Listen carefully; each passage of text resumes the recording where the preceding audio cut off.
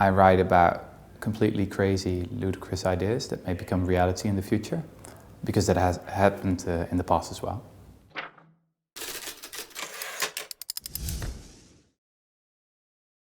I'm currently reading a book written by Rebecca Solnit. She's one of my favorite writers, actually. It's called A Paradise Built in Hell, and it's about what happens when a disaster strikes, like an earthquake or something. And we all watch these movies, these Hollywood movies that show that, you know, everything goes wrong then and people panic and become very selfish.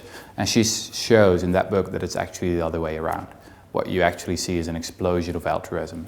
People become, you know, really their best selves in such situations. It's a really good book.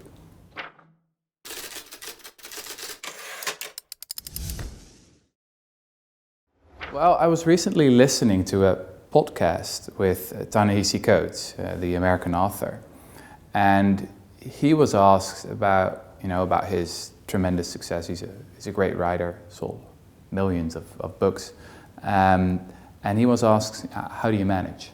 And his answer was, well, I've got a very boring private life, you know, really, really boring.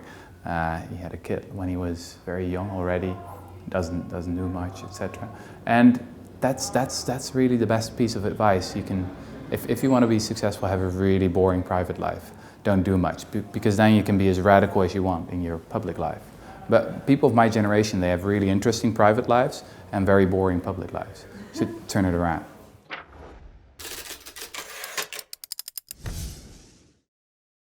I've been inspired a lot by my dad, actually. My dad is a Protestant preacher, and he's not dogmatic at all, but he's always taught me that human beings need something more than just a new car or their kids or whatever, that we need larger stories, that we are a storytelling species.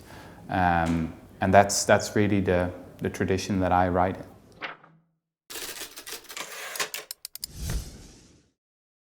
Well, I'm curious about a lot of things, actually. I don't consider myself as particularly smart, so what I like to do is just delve into new subjects, and when that happens, you know, especially, I'm a historian, but I like to write about philosophy or psychology or economics, and then if you look at those subjects with your background, you start seeing fascinating new things. I think that happens not enough, that people stick to their expertise, but they should, look at other things more. That always makes me really curious.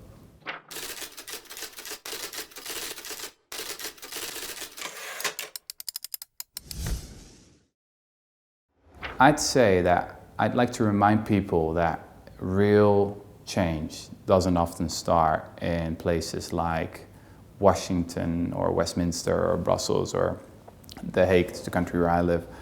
It often starts, with just people coming together, reading books, discussing new ideas.